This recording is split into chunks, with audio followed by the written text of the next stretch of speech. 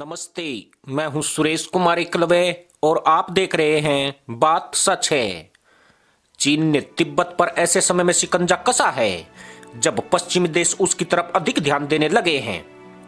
चीन के राष्ट्रपति शी जिनपिंग ने देश के राष्ट्रपति के तौर पर जुलाई में राजनीतिक रूप से आसान तिब्बत का दौरा किया। इसके बाद से यहां चीन ने सैन्य मौजूदगी और इंफ्रास्ट्रक्चर में निवेश बढ़ा दिया है। चीन की सेना ने इस क्षेत्र में बड़े पैमाने पर सैन्य अभ्यास किए हैं। ऐसा लग रहा है कि शी जिनपिंग के दौरे के बाद चीनी सुशासित क्षेत्र पर अपना नियंत्रण मजबूत कर रहा है। शी जिनपिंग ने जुलाई में राष्ट्रपति के तौर पर तिब्बत का दौरा किया था। यह बीते 3 दशकों में किसी चीनी नेता का इस क्षेत्र का पहला दौरा था। इस दौरे के बाद सितंबर में चीन की संघीय सरकार के उपक्रम ने यहां 2021-25 के बीच 260 अरब युआन के निवेश की घोषणा की थी।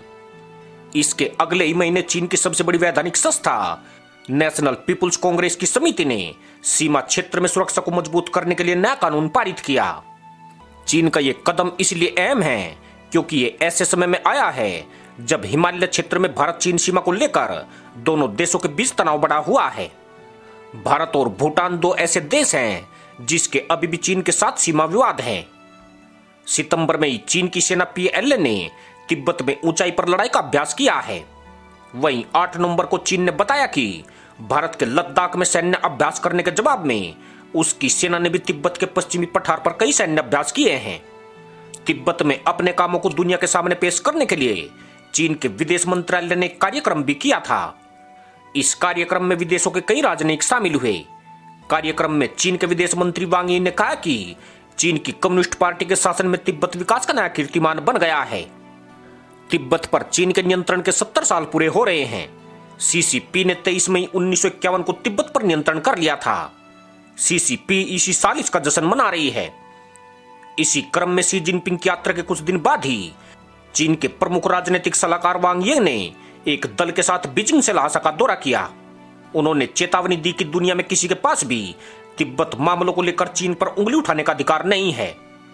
चीन तिब्बत पर ऐसे समय में नियंत्रण मजबूत कर रहा है जब पड़ोसी भारत के साथ उसका तनाव है और पश्चिमी देश भी इस क्षेत्र की तरफ ध्यान दे रहे हैं। मई में अमेरिका ने पहली बार भारत के धर्मशाला से संचालित तिब्बत की निर्वासित सरकार के लिए हुए चुनाव को मान्यता दी। जून में अमेरिका और यूरोपीय संघ ने तिब्बत में मानवाधिकारों के कथित उल्लंघन पर एक साझा प्रस्ताव पारित किया और इसमें चीन की आलोचना भी की गई। वहीं जुलाई में भारत की यात्रा के दौरान अमेरिका के विदेश मंत्री एंटनी ब्लिंकन ने दिल्ली में तिब्बती लोगों के धर्मगुरु दलाई लामा के प्रतिनिधि से मुलाकात की। दलाई लामा 1959 में अपने अनुयायियों के साथ तिब्बत से भागकर भारत पहुंचे थे। चीन उन्हें एक पृथकवादी के रूप में देखता है। चीन शिनजियांग और हांगकांग पर पश्चिमी देशों की आलोचना को नजरअंदाज कर रहा है। ऐसे में हो सकता है कि तिब्बत पर अपनी पकड़ को और भी ज्यादा मजबूत करे। इसी के साथ अनुमति दोस्तों, जय हिंद।